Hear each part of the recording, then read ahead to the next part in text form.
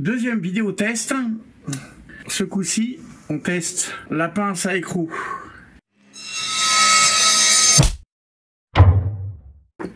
Alors j'ai préparé une petite plaque d'alu. C'est ce que certains équipementiers mettent pour protéger les parois des camions à l'intérieur.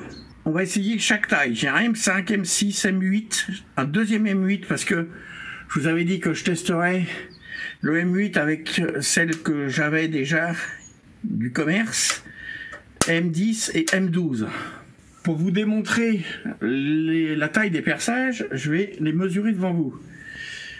Le M5, c'est 7 mm.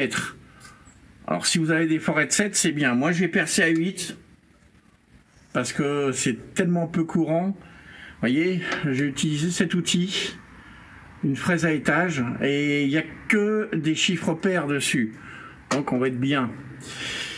Donc dans le doute, ceux qui ont des forêts de 7, le M5 c'est 7, le M6 c'est 9, 8,86, donc 9 mm, j'ai percé à 10.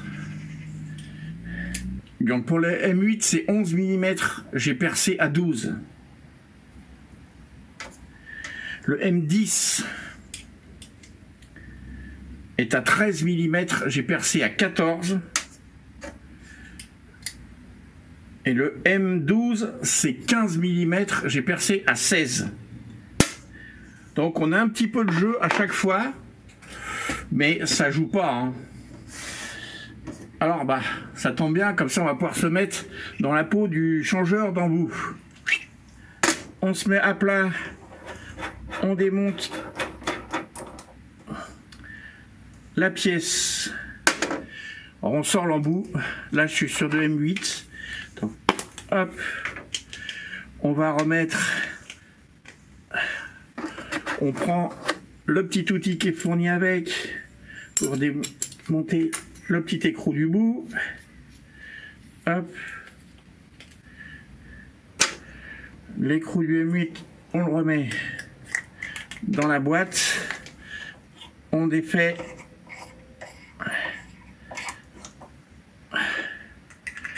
Hop. Comme ça, on remet l'embout. M8 à sa place.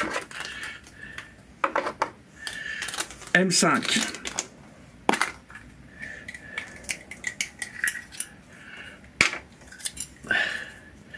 On sort l'embout. On baisse. Hop, le manchon, on le cale au bon endroit. On prend l'écrou.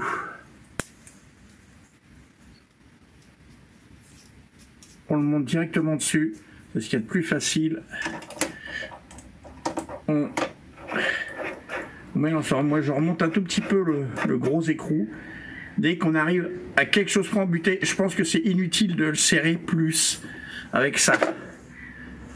On a un débattement maximum qui est très bien.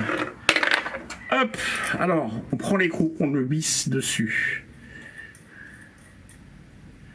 On l'amène embuté sans forcer. On positionne l'écrou dedans et on remonte.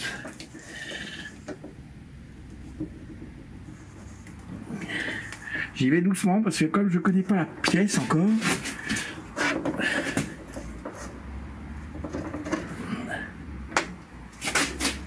une fois que c'est fait, on utilise la molette qui est au-dessus pour le dévisser. Voilà, le 5 est franchement très doux. Et vous pouvez y aller, hein, ça bouge absolument pas. Hop, M5 c'est fait.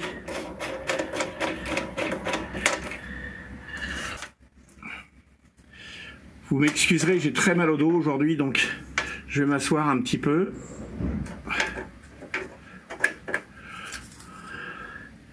Ah, je trouve que c'est pas ce qu'on a fait de plus pratique au niveau de la taille des trucs, mais ça le fait bien quand même. Voilà, vous avez vu, c'est ultra fastoche. Après, ça se referme tout seul. M6, on peut pas se gourer, c'est vraiment marqué sur les 4 faces. Je suis obligé de tout tenir en même temps parce que mon...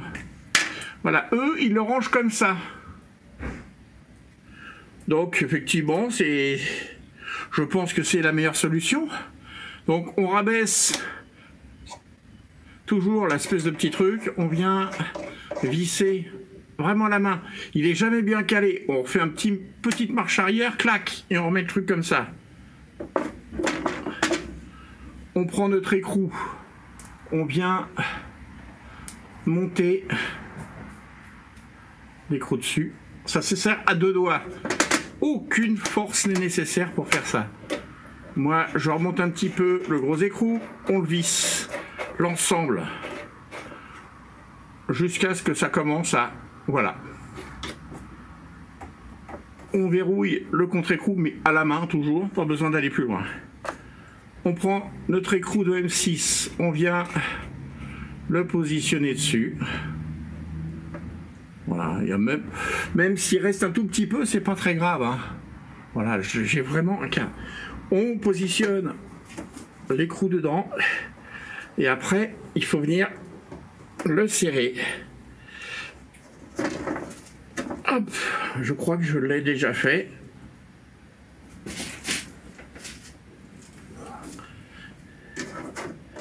Et pour l'enlever, il suffit de dévisser.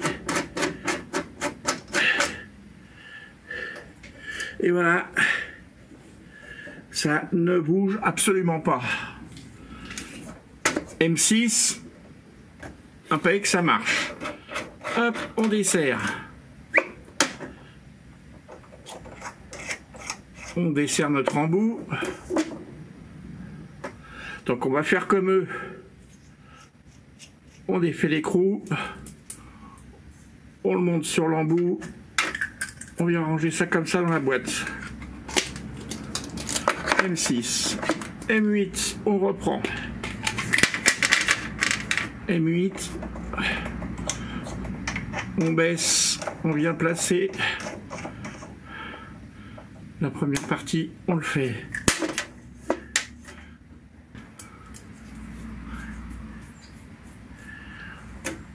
On place notre écrou, on vient mettre l'ensemble, on le pré-remonte, on vient mettre notre ensemble dessus, on le serre, on sent qu'on arrive au bout, on serre avec 2 doigts. On commence par l'écrou Parkside. Voilà, il est venu se mettre tout seul en butée, on vient l'insérer.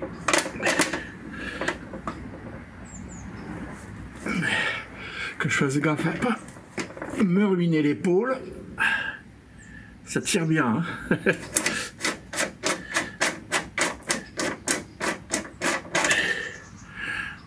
Il y a un petit effort à faire. C'est guère plus important que l'effort qui est demandé pour une cheville molly. Franchement, ça ne bouge pas. Alors maintenant, le test que je voulais faire quand je vous en ai parlé, essayez les chevilles que... Dans les écroucages que j'ai du commerce. On vient le poser dessus, on l'insère.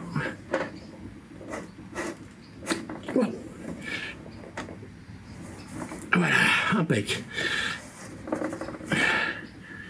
Sur la machine qu'on avait, ils étaient durs à démarrer. D'où l'intérêt d'avoir des manches qui faisaient 2 fois plus. Le petit du commerce, il est monté, c'est fantastique. Franchement, c'est nickel. Et ce qui est bien, c'est qu'on ne peut pas se louper sur le pas de vis. Il n'y a pas besoin de se demander est-ce que la vis rentre dedans. On l'insère avec un pas de vis de la bonne taille. Donc si on arrive à tant qu'on arrive à le desserrer très facilement, ça veut dire que oui, il est bon. M8, c'est fini. On va commencer à rentrer dans le très sérieux là.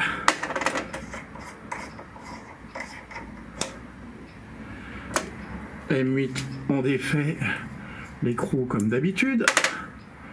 On vient, hop, reste là toi. On vient de mettre là, clac, dans sa petite boîte, il sera bien.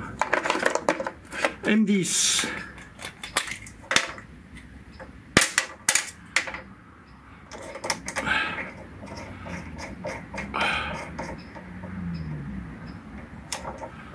On l'a positionné.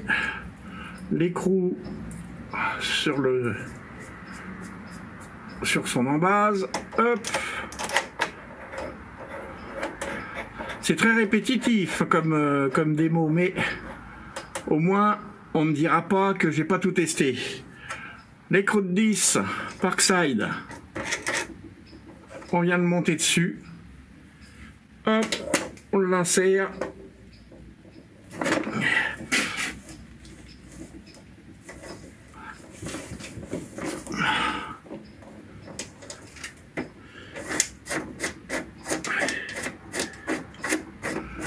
C'est sportif quand même, hein. Si vous en avez 50 à monter,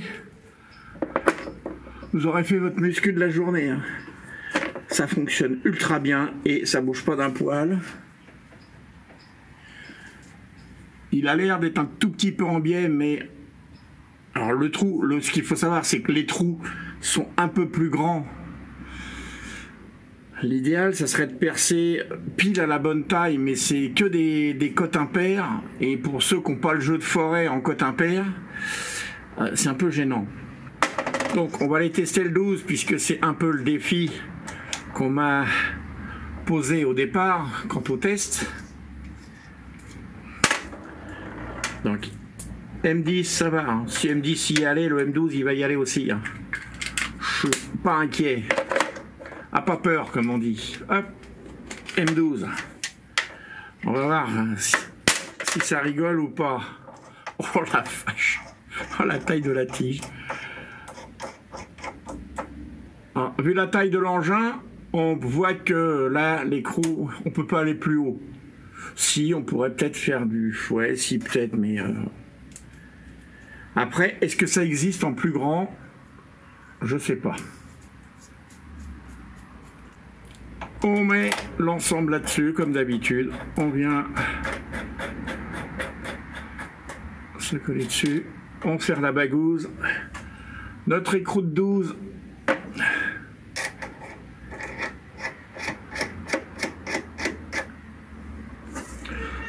On vient s'y coller.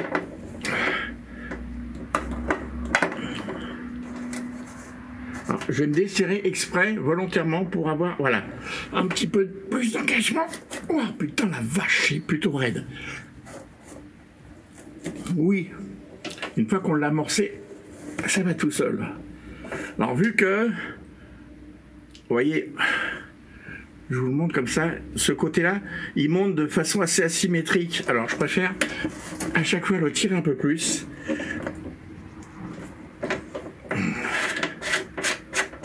Mais il se défait bien.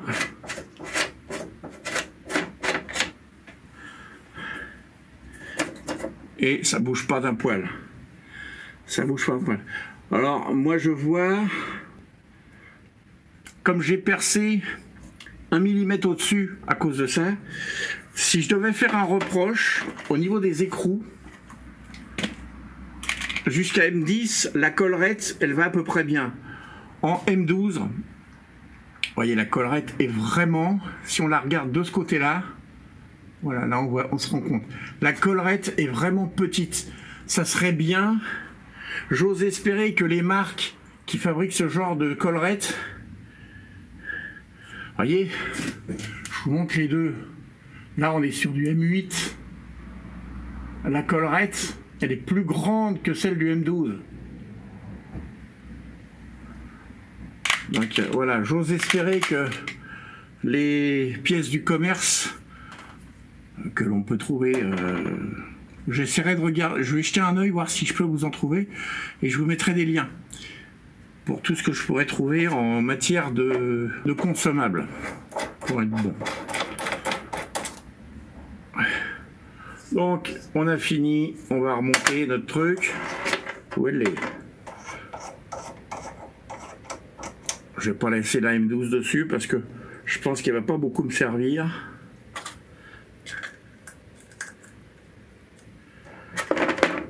Je suis pas persuadé que c'est la pièce que je vais le plus user. Au vu de ce que je veux faire, M6 et M8, ça va vraiment être les deux que je vais utiliser le plus. J'en suis persuadé. Alors, pour ce, vous voyez, petit truc perso. savoir tout de suite. Je vais la remonter parce que sinon j'arrive pas à vous montrer. Hop. On ramène. Clac. On vient la mettre dessus. Comme d'habitude, on monte. Allez, en mode gaucher. Youp, on monte la pièce.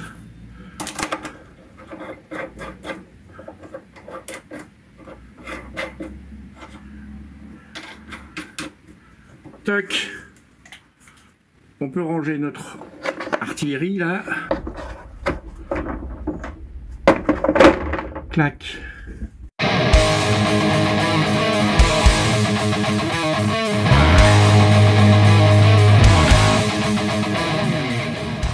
Donc moi, pour savoir laquelle j'utilise, hop, on la fout à l'envers comme ça, on sait directement laquelle est sortie.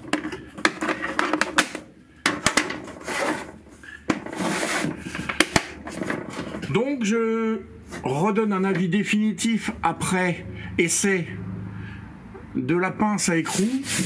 Elle fonctionne. Elle fonctionne bien. Je pense qu'elle fait son job proportionnellement au prix qu'elle coûte.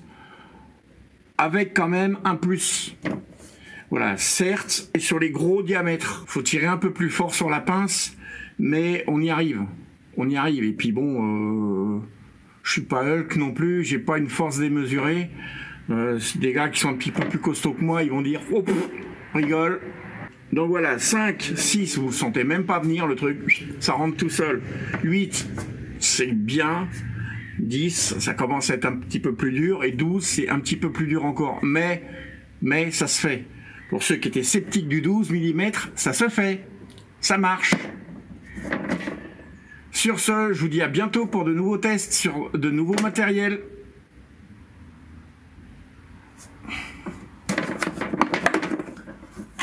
Il n'y a pas un pecno qui m'aurait dit « Hé, abruti, t'as pas remis les écrous dedans oh !»